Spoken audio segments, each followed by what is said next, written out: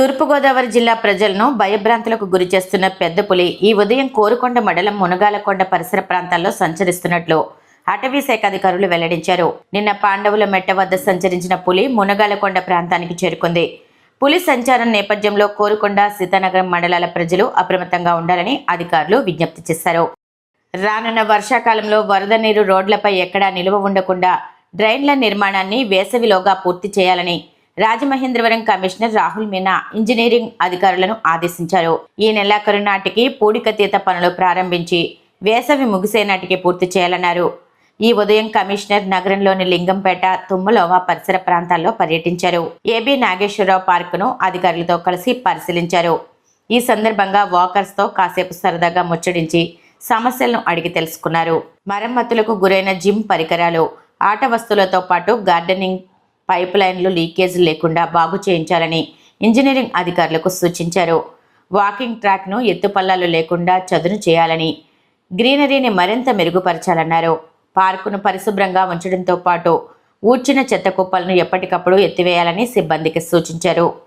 అమృత్ పథకంలో భాగంగా 10 కోట్ల రూపాయల వ్యయంతో చేపట్టనున్న 1.5 MLD ఎస్టీపీ పనులు మే 15వ తేదీ నుంచి ప్రారంభం అవుతాయని సందర్భంగా అధికారులు కమిషనర్కి వివరించారు. అనంతరం పలు రోడ్లు, డ్రైన్లను పరిశీలించారు. ఆయన వెంట ఈఈ మదర్సా అలీ, ఎంహెచ్ఓ వినూత్న, ఏడీహెచ్ అనిత, ఇతర అధికారులు, సిబ్బంది ఉన్నారు. ఆస్తి పన్ను వసూళ్లలో 2025-26 ఆర్థిక సంవత్సరానికి గాను రాజమహేంద్రవరం నగరపాలక సంస్థ రాష్ట్రంలోనే ద్వితీయ స్థానంలో నిలిచింది. విజయవాడలో పురపాలక శాఖ నిర్వహించిన కార్యక్రమంలో నగరపాలక సంస్థ commissioner Rahul Meena, municipal administration, urban development municipal secretary S Suresh Kumar, CDMA Sampath Kumar చేతుల మీదుగా జ్ఞాపికను అందుకున్నారు. అనంతరం కమిషనర్ మాట్లాడుతూ ఆస్తి పన్ను రికార్డు స్థాయి వసూళ్లలో కార్పొరేషన్ అధికారులు, సిబ్బంది కృషి ఎంతగానో ఉందని పేర్కొన్నారు. ఇదే ఉత్సాహాన్ని రానున్న రోజుల్లోనూ కొనసాగిస్తామన్నారు. అలాగే సకాలంలో పన్నులు చెల్లించిన ప్రజలకు ఈ సందర్భంగా ప్రత్యేక కృతజ్ఞతలు తెలిపారు. యుద్ధంలో అగ్రరాజ్యం అమెరికాను ధీటుగా ఎదుర్కొంటున్న ఇరాన్ దేశానికి చెందిన దౌత్యవేత్త రాజమహేంద్రవరంలో పర్యటించి ఇజ్రాయెల్, అమెరికా దాడిలో మరణించిన ఆ దేశ సుప్రీం కమాండర్ ఆయితుల్లా ఖుమేనీ సంతాప సభలో పాల్గొనడం ప్రాధాన్యతను సంతరించుకుంది. ఇరాన్ దౌత్యవేత్త డాక్టర్ అబ్దుల్ మాజిద్ హకీల్ ఇలాహీ మస్జిద్ జహీరాలో జరిగిన ఖైమనీ సంతాప సభలో పాల్గొని ప్రసంగించారు. భారత్, ఇరాన్ దేశాల మధ్య స్నేహ సంబంధాలు అత్యంత బలమైనమని అన్నారు.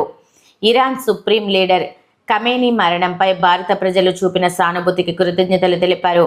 అమెరికా, ఇజ్రాయెల్ చర్యలకు వ్యతిరేకంగా ప్రజాస్వామ్యవాదులంతా ఐక్యంగా నిలవాలని ఆయన ఈ సందర్భంగా పిలుపునిచ్చారు.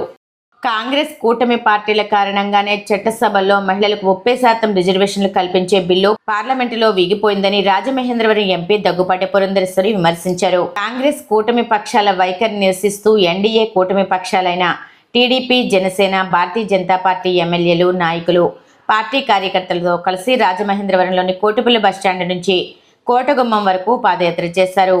ఈ సందర్భంగా పురంధరేశ్వరి కాంగ్రెస్ పార్టీ మహిళలకు తీరని అన్యాయం జరిగిందని దుయ్యబడ్డారు. Rajamahendravaram urban MLA Adireddy Vasu, MLC Somu Veerraju, Bharatiya Janata Party Turpugodavari జిల్లా అధ్యక్షులు పిక్కి నాగేంద్ర, బీజేపీ, టీడీపీ, జనసేన నాయకులు, మహిళలు, విద్యార్థులు, సామాజికవేత్తలు, వివిధ రంగాలకు చెందిన ప్రముఖులు నల్ల దుస్తులు ధరించి నల్ల జెండాలు చేతపట్టి నిరసన ప్రదర్శనలో పాల్గొన్నారు.